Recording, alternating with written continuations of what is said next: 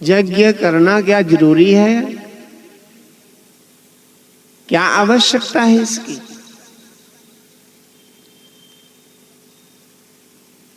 यदि आप जरूरी समझते हो तो यज्ञ करना, यज्ञ में आना। यदि इस यज्ञ की जरूरत नहीं है तो आने की भी जरूरत नहीं आपको।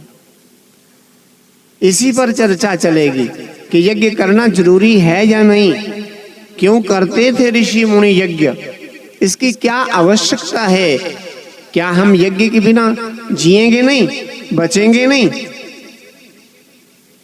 नहीं बच सकते। यदि यज्ञ नहीं होगा हम एक भी नहीं बचेंगे। धन्यवाद करना चाहिए उन महापुरुषों का जो यज्ञ करने के द्वारा, यज्ञ के द्वारा समस्त प्रजा को सुखी बनाते हैं, जीवन दान देते हैं।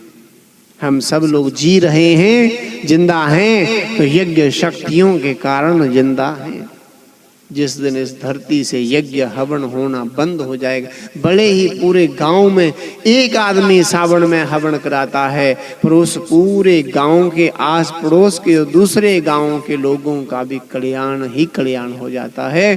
एक तोला घी अर्थात 10 ग्राम घी अग्नि में जले तो 1 टन ओरा प्रकट होती है। यदि 1 किलो हवन आप समिदाओं में, अच्छी समिदाओं में करते हो, आम की समिदा जलाने से वैसे भी 40-50% घर का वातावरण शुद्ध हो जाता है। घर में आप आम की लकड़ी जलाओगे ना, पीपल की लकड़ी जलाओगे ना, पलाश की लकड़ी जलाओगे ना, चिचड़े को, अपामर्ग प्रकंडे को जलाओगे ना, आप गुल्लर और रुंबल को जलाओगे ना, आप खैर को जलाओगे ना घर में, तो घर का 50-60% वातावरण शुद्ध हो जाएगा। कई तंत्र मंत्र जादू टोने ऐसे ही भाग जाएंगे आपके घर में अच्छी लकड़ी जले तो। कई लकड़ियां होती घर में नहीं जलानी चाहिए, और चिता में भी जलाने योग्य नहीं होती। आपने देखा होगा पुरुष लोग जो जाते हैं शमशान घाट में, वहां करंजाल नहीं जलाया जाता, वहां कई ऐसी आग होता है, बांस नहीं जलाया जाता। क्यों नहीं जलाते बांस को?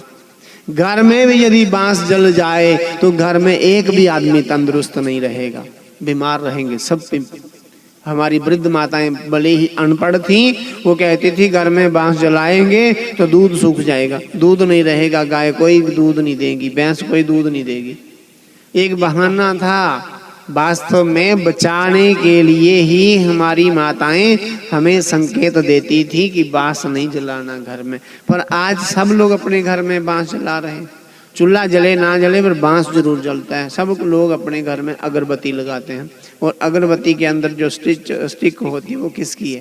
वो तो बांस की ही है ना। बांस जलेगा जहां वहां तो बीमारी आएगी, बिना बुलाए आएगी। आम की समिदाओं में पीपल, गुल्लर, पलाश, खैर, प्रकंडा, पामर्ग, देसी आक जिसको मंदार बोलते हैं, इन समिदाओं में आप हवन करोगे तो आपके घर का 100% वातावरण शुद्ध हो जाएगा। कई जादू टोने टोटके आपके घर में कई आया गया, लगाया खिलाया पिलाया सब अपने आप नष्ट हो जाएगा। हवन की वो ताकत है। यज्ञ की बड़ी महिमा है।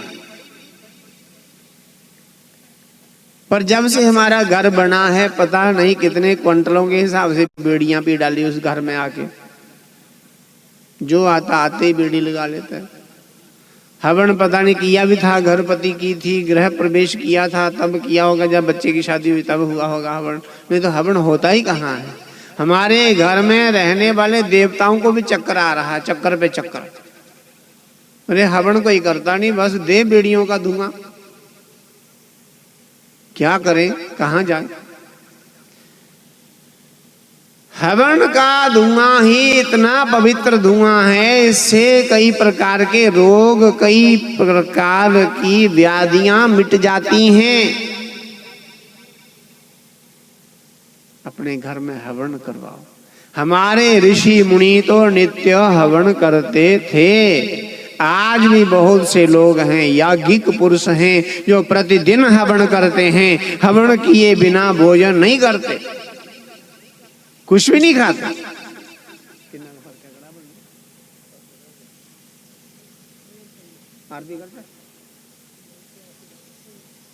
श्री राम जय राम, श्री राम जय राम। तो जहां हवन होता है ना, वहां देवता अपने आप दौड़े दौड़े चले आते हैं, बिना बुलाए चले आते हैं।